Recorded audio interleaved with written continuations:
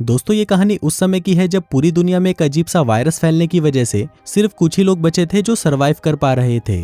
और इन्हीं में से एक परिवार था जिसमें सिर्फ लड़कियां ही रहती थी। लेकिन इस परिवार की जिंदगी तब बदल जाती है जब इनमें से एक लड़की एक अजनबी को अपने घर ले आती है। तो दोस्तों कहानी शुरू होती है और हमें कयामत के बाद की दुनिया को दिखाया जाता है। यहाँ पर हमें रेगिस्तान के बीच में बने एक ग्लास हाउस को दिखाया जाता है और ये एकमात्र ऐसी जगह है जहाँ अभी तक हरियाली बची है। इसके बाद हमें एक आदमी को इस ग्लास हाउस के पास आते हुए दिखाया जाता है जिसे जल्दी ही कोई गोली मार देता है। इसके बाद हम उस ग्लास हाउस के अंदर रहने वाले परिवार को देखते हैं जिनमें 3 बहनें रहती थी जिनका नाम अंडी मंडी संडी था। वो उस आदमी के शरीर को अंदर ले आती हैं, जिसके बाद वो उसके शरीर के सारे अंजर पंजर निकालकर बाकी के बचे सामान को अपने गार्डन में दफना देती हैं। इसके बाद हमें यहाँ पर उनके चूतिए भाई पप्पू पथरी को दिखाया जाता है जो कि यहाँ पर बैठा सोच रहा होता है कि मेरा दोस्त जोगिंदर जहरीला सही कहता था कि अभी भी वक्त है रशियन को बजा ले, नहीं तो अगर दुनिया खत्म हो गई तो कोई नहीं बचेगा। काश मैंने उस वक्त उसकी बात मान ली होती। इसके बाद हमें बताया जाता है कि पप्पू पथरी बाहर की जहरीली हवा से संक्रमित हो चुका है, जिस वजह से उसने अपनी कुछ यादों को खो दिया है। इसके बाद ये दोनों भाई बहन अपनी माँ के पास आते हैं और उन्हें उस आदमी के बारे में बताते हैं जिसको उन्होंने मारकर गाड़ दिया था। इस पर उनकी माँ उन्हें कहती है कि इनका राजू नाम का एक और भाई था जो कि कई सालों पहले घर छोड़कर भाग गया था। अब यहाँ पर ये सभी घर वाले मिलकर कुछ अजीब सा रिचुअल करते हैं जो कि इनकी यादों को ताजा रखने में इनकी मदद करता है। अब अगले दिन अंडी जंगल में पहरा दे रही होती है, तभी उसकी नजर एक और अजनबी पर पड़ती है जो कि उसके पास ही आ रहा था और बेहोश होने से पहले वो अपना मास्क उतार देता है। अब यहाँ पर अंडी उसे मारने की बजाय उसे ग्लास हाउस के अंदर ले जाने का फैसला करती है। फिर जब ये सब उसकी माँ को पता चलता है तो वो काफी गुस्सा होती है और उन्हें कहती है कि जल्दी से उस बकरी वाले को मारकर फेंक दो। लेकिन अब अंडी चाहती थी कि वो आदमी उनके साथ ही रहे क्योंकि अब इनको भी कोई ऐसा चाहिए था जो उनकी तड़पती बिल्ली को शांत कर सके। अब क्योंकि उनकी माँ को भी मजदूरी करे काफी साल हो चुके थे और उसका कुआं भी सूख चुका था, इसलिए वो अपने कुएं को भी गीला करवाने के लिए उस आदमी को यहाँ पर रोकने के लिए मान जाती है। इसके बाद इनकी माँ इन्हें बताती है कि घायल आदमी के पैरों पर टांके कैसे लगाए जाते हैं। फिर हम देखते हैं कि रात में पप्पू पथरी की माँ उसे बिस्तर से बांध दिया करती थी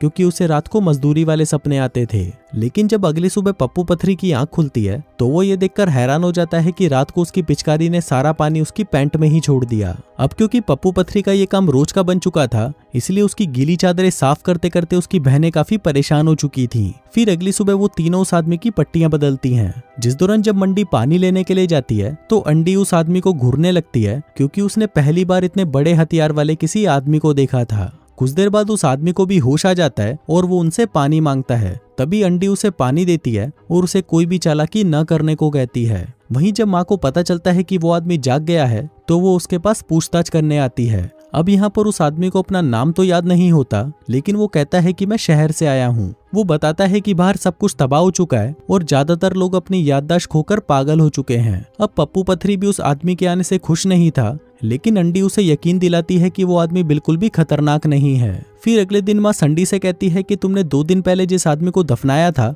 उसे बाहर निकालो और उसके शरीर को वार्निंग के रूप में घर के बाहर लटका दो। अब उनकी ये बातें सुनकर उस अजनबी की फटकर 464 हो जाती है कि कहीं बहन ये उसे भी काटकर लटका ना दे। खैर अगले सीन में संडी उस आदमी की बॉडी को चेतावनी के रूप में अपने घर के बाहर लटका देती है। इसके बाद अंडी उस आदमी से मिलने के लिए आती है और उसे वहां पर उगने वाले कई तरह के फल और सब्जियां दिखाती है क्योंकि यहाँ पर अंडी इस आदमी को पटाना चाहती थी। इसी दौरान जब वहां पर संडी आती है तो अंडी उसे वापस भेज देती है क्योंकि सबसे पहले वो अपना खाता खुलवाना चाहती थी। इसके बाद अंडी अपनी बहन को समझाती है कि देख बहन, उस आदमी पर इतना भरोसा मत कर क्योंकि अक्सर भरोसे वाले ही भोसले वाले निकलते हैं और ये तेरे लिए खतरनाक साबित हो सकता है। लेकिन अंडी उसकी बातों पर ध्यान नहीं देती। फिर अगले दिन हम संडी को देखते हैं जो उस आदमी से पूछती है कि तुम मुझे बताओगे कि घोड़ा कैसा दिखता है। तभी वो आदमी उसे कहता है कि रुक, मैं अभी तुझे पैंट खोलकर अपना काला घोड़ा दिखाता हूँ। लेकिन फिर वो अपना मन बदल लेता है और उसे कहता है कि तुम मुझे चाकू ला कर दो, मैं तुम्हें लकड़ी का एक घोड़ा बनाकर दिखा दूंगा। तभी उसकी बात मानकर संडी बगीचे में जाकर अपनी बहनों से छुपते छुपाते एक चाकू उठा लाती है। फिर जब वो आदमी लकड़ी का घोड़ा बना रहा था तभी उसे पप्पू पथरी भी देख रहा था। इसके बाद वो आदमी पप्पू पथरी को सिखाता है कि घोड़े के टुकड़ों को कैसे जोड़ना है, जिस पर पप्पू पथरी भी वैसा ही करता है।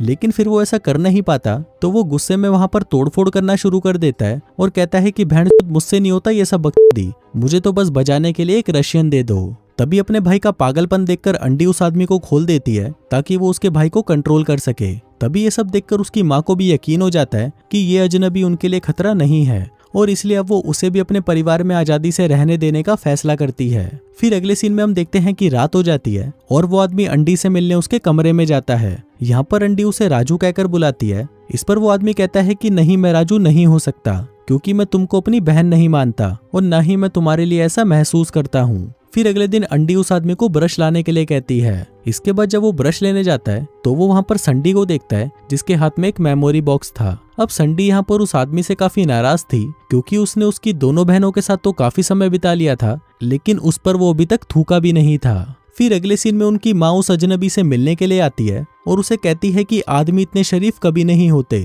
क्योंकि वो बहन के लोग हमसे कुछ ना कुछ चाहते ही हैं, और मुझे लगता है कि तुम भी हमसे कुछ ना कुछ चाहते हो। शायद तुम अंडी के साथ मजदूरी करके उसे प्रेग्नेंट करना चाहते हो। वो उसे कहती है कि तुम उसे बजा तो सकते हो, पर ये याद रखना कि अगर तुमने उसे बजाया तो तुम्हें मुझे भी बजाना पड़ेगा। फिर अगले दिन हम मंडी को देखते हैं, जो कि गार्डन में उस आदमी और अपनी बहन अंडी को दबा दबा कर मजदूरी करते हुए देखती है। अब उन्हें ऐसा करते हुए देख उसकी बिल्ली भी गीली होने लगती है और तभी उसे कुछ याद आता है। वो याद करती है कि उसने अंडी को अपने भाई राजू के साथ भी धुआंधार मजदूरी करते हुए देखा था, और यहीं से हमें पता चलता है कि अंडी उस आदमी का नाम राजू ही क्यों रखना चाहती थी। तभी मजदूरी करते समय जब उस आदमी की नजर मंडी पर पड़ती है तो वो वहां से भाग जाती है। फिर बाद में वो आदमी मंडी के पास आता है और उससे बात करने की कोशिश करता है, लेकिन यहाँ पर मंडी उसे धमकाने लगती है कि बुढ़ी के मैं तेरी सारी चालें समझ रही हूँ, पर ये याद रखना कि तू मुझे कभी नहीं बजा सकता। मंडी उसे बताती है कि अंडी पहले से ही दिमाग से पैदल है, इसलिए उसे कुछ फर्क नहीं पड़ता कि उसके खेत में कौन मजदूरी कर रहा है। फिर ये कहकर जब मंडी वहां से चली जाती है तो उस आदमी को वहां पर मंडी का वो बॉक्स मिलता है, जिसमें उसे उसका एक नेकलेस भी मिलता है। अब ये देखकर उसे एक आइडिया आता है, वो उसका नेकलेस चुरा लेता है और सभी से कहता है कि उसे ये नेकलेस उसकी माँ ने बचपन में दिया था। अब उसकी ये हरकतें देखकर संडी भी समझ जाती है कि ये लोग जिसे भरोसे वाला समझ रहे हैं वो साला भोड़ी वाला है। वो सभी से कहती है कि ये आदमी गद्दार है, लेकिन तभी अंडी उस आदमी का बचाव करते हुए कहती है कि मंडी तो इस आदमी से हमेशा जलती रहती है, क्योंकि वो उसकी लेना जो नहीं चाहता। अब ये सुनकर उसकी माँ अंडी पर गुस्सा करने लगती है और उसे कहती है कि तुम सभी बहनों में सबसे बड़ी थी, इसलिए मुझे तुम पर ज्यादा भरोसा था, लेकिन जब से तुमने अपने भाई राजू से ही अपनी पिंकी पिटवाई है तब से तुमने हमारी सारी उम्मीदें तोड़ दी हैं। अब जैसे जैसे दिन बीतते जाते हैं वो आदमी उनका और भरोसा जीतने के लिए उनकी माँ से उसको और काम देने को कहता है, लेकिन इस पर माँ उसे कहती है कि तुम चिंता मत करो, तुम वैसे भी यहाँ पर कुछ ही दिनों के मेहमान हो। इसके बाद माँ अंडी से कहती है कि तुम्हें हमें या उस अजनबी में से किसी एक को चुनना होगा, क्योंकि हमारे पास जो पेड़ पौधे हैं वो अब ज्यादा लोगों के लिए ऑक्सीजन नहीं बना सकते। अभी सुनकर अंडी परेशान हो जाती है, क्योंकि वो उस आदमी को भी खोना नहीं चाहती थी, इसलिए वो उसे कहती है कि अगर तुम यहाँ से चले जाओगे तो मैं भी तुम्हारे साथ जाऊंगी। इसके बाद हम पप्पू पथरी को देखते हैं, जो कि मंडी के बिस्तर पर चढ़कर उसके साथ मजदूरी करने की कोशिश करता है, लेकिन तभी मंडी उसे रोक देती है, क्योंकि अभी उसका ये सब करने का मूड नहीं था। फिर जब इसके बारे में उस अजनबी को पता चलता है तो वो मंडी से कहता है कि तुम्हें अपने चूतिए भाई की देखभाल करने की कोई जरूरत नहीं है, क्योंकि उसे भी अपनी ठरक मिटाने का पूरा अधिकार है। फिर अगले दिन वो आदमी उनकी माँ से मिलने जाता है और उसे कहता है कि पप्पू पथरी चूतिया होता जा रहा है, कल ही उसने अपनी बहन को रगड़ने की कोशिश की, इसलिए तुम्हें मेरी जगह उसे बाहर भेजना चाहिए। लेकिन उसकी माँ अपने बेटे पर उस अजनबी से ज्यादा भरोसा करती थी, इसलिए वो उसकी बात नहीं मानती।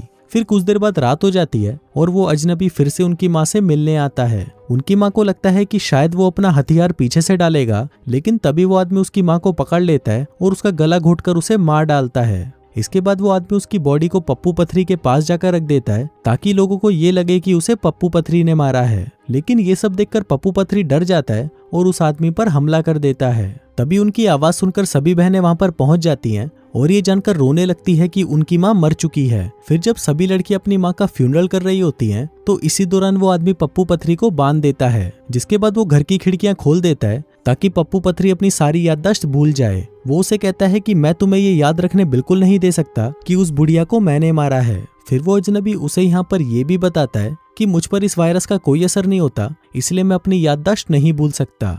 वहीं दूसरी तरफ अंडी उस बॉक्स को देखने लगती है और उसे ये देखकर वो टाइम याद आता है जब वो जंगल में पहरा दे रही थी। फिर जब उसने देखा कि एक आदमी उसके पास आ रहा है तब उसने उसे मार दिया था, लेकिन जब वो उसका चेहरा देखती है तो वो काफी डर जाती है, क्योंकि वो आदमी उसका भाई राजू था। अब अपने भाई को मारने की दुख में अंडी इतना ज्यादा पागल हो गई थी कि उसने अपने मास्क को ही उतार दिया था, जिससे उसकी सारी यादें मिट गई थी। फिर जब अंडी इस बारे में मंडी को बताती है तो मंडी उसे कहती है कि उसे इस बारे में पहले से ही पता था, लेकिन अपनी बहन की जान बचाने के लिए उसने ये राज ही रखा। अब ये सुनकर अंडी को बहुत ज्यादा दुख होता है और वो अपनी इस बुरी याद को भुलाने के लिए बाहर जाना चाहती थी। वहीं मंडी उसे रोकने की बहुत कोशिश करती है, लेकिन अंडी उसकी एक नहीं सुनती। तभी वो अजनबी भी वहां पर आ जाता है और मंडी से अंडी को बाहर जाने देने के लिए कहने लगता है। इसके बाद उन दोनों को ये भी पता चलता है कि पप्पू पथरी अपनी सारी याददाश्त खो चुका है। इसके बाद जब अंडी बाहर जाकर अंदर आती है तो वो काफी खुश लग रही थी, जैसे कि कुछ हुआ ही ना हो। उधर मंडी यहाँ पर दुखी थी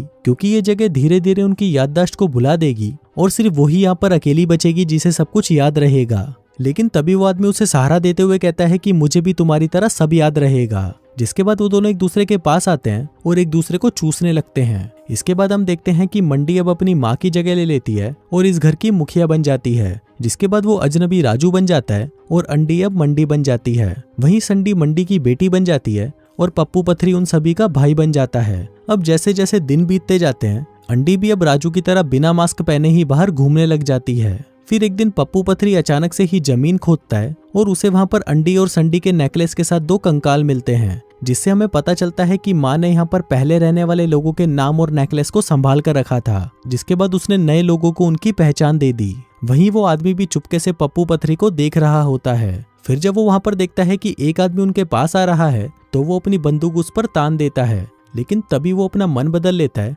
और उस बंदूक को पप्पू पथरी पर तान देता है। क्योंकि अब पप्पू पथरी का दिमाग सड़ चुका था, इसलिए अब वो उसे मारकर इस नए आदमी को पप्पू पथरी बनाना चाहता था। दरअसल दोस्तों, इस फैमिली का ये कॉन्सेप्ट था कि जो भी यहाँ पर अपनी याददाश्त को भुला देगा, उसे मारकर किसी नए इंसान को उसकी पहचान दे दी जाएगी। इसलिए ये जो फैमिली थी वो भी कोई असली फैमिली नहीं थी, क्योंकि यहाँ पर रहने वाले सभी लोग अलग अलग थे और उन्हें भी पुराने लोगों की पहचान दी गई थी। और इसी के साथ ही ये कहानी यहीं खत्म हो जाती है।